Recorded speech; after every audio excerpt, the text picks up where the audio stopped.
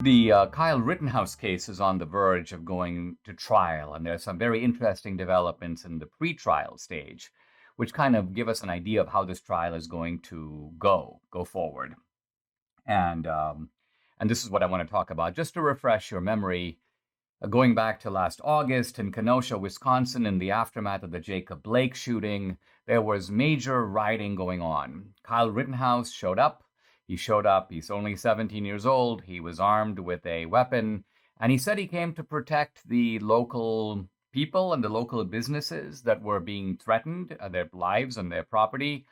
And in the course of some events, Kyle Rittenhouse shot two people dead and one guy wounded. So the two people killed, Joseph Rosenbaum and Anthony Huber, and a guy named Gage Grossenkreutz was wounded. So Rittenhouse is charged with homicide and also a bunch of other charges, and his defense is going to be self-defense.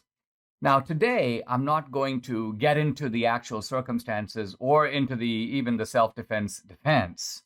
I rather want to talk about the judge and some of his early rulings, which I think are quite important because the prosecution has been going all out to get this kid. They want Kyle Rittenhouse. If they can put him away for life, they will. And this guy, by the way, has been for a long period of time in prison already. I mean, in jail already, awaiting trial.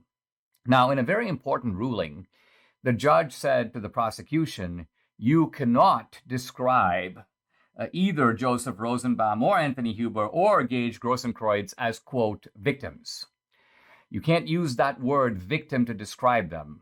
And then at the same time, and on the same day, the judge said, but the defense can describe those same three individuals if it can be shown that they were rioters, if they were rioting, they were looters, if they were looting, or they were arsonists, if they were setting fire to stuff. Now, the left is sort of outraged by this because it seems on the face that the judge is engaging in, this is Judge Bruce Schroeder, Kenosha County Circuit Court judge. There's a sense that this guy is biased. He's, using a horrible double standard. Isn't it normal for a prosecution to talk about the victim? Well, yes, it is. It's actually, I've seen a number of trials on court TV and other places where the victim was this, the victim was that. But the point here is that and the judge is making a very subtle point, which is that somebody becomes a victim of a homicide if there is a homicide. In other words, somebody becomes a victim of murder if somebody murdered them. But that is what the purpose of the trial is, to ascertain, to figure out, did in fact Kyle Rittenhouse murder Joseph Rosenbaum? Did he murder Anthony Huber?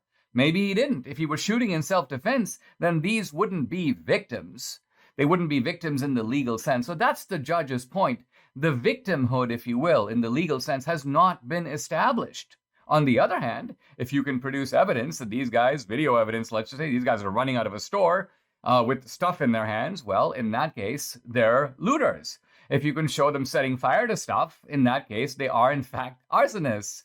If they are participating in riots, then they are, in fact, rioters. Now, they're not legally charged with those things, and so those become clinically accurate descriptions of who these guys are. And, of course, they establish a necessary context for what made Kyle Rittenhouse do what he did.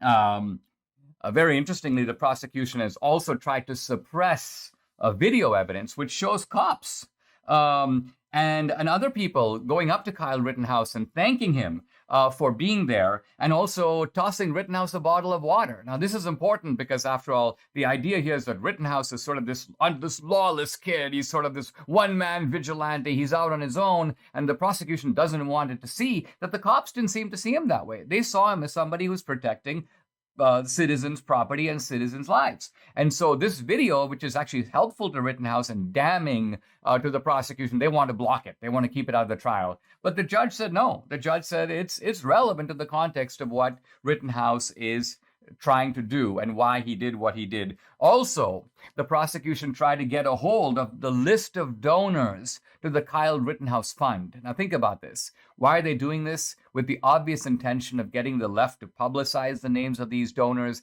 get these people maybe fired from their jobs. So, this is an attempt to go beyond Rittenhouse and punish all the people who were sympathetic to Rittenhouse, who believe that this is a guy who does deserve a vigorous legal defense. And think about how relevant this list could be to the case. It's not relevant at all. Why? Because obviously the donors donated to Rittenhouse's cause after the shooting. So what relevance could it be to Rittenhouse's state of mind or any facts that led to the shooting or to the shooting itself? This is the aftermath of the shooting. And so once again, to his credit, the judge goes, nah, you're not going to get that list.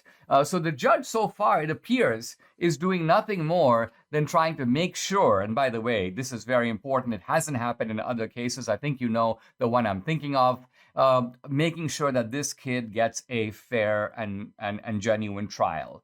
And so the left is already nervous because, well, here I'm just going to read a couple of things that are coming from sort of leftist Antifa types. If Kyle Rittenhouse walks, the U.S. is going to effing burn down. Absolutely no one is going to take that SH. It'll be last summer again, even worse. And there's more of this type of talk. Now, interesting, first of all, notice that none of these guys who say this kind of stuff get banned.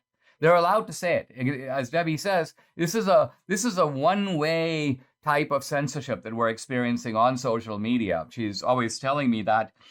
Here's another one, basically saying that he hopes someone gets the judge. Think about this. This is someone calling for retaliation against the judge based upon only the early statements of the judge. So this is horrific stuff going on in America. The vigilante justice is not on the Kyle Rittenhouse side. It's actually on the other side. So I'm going to be watching with great interest to watch this trial. It has huge implications, not just for an American teenager who has his life at stake, but has implications for the Second Amendment.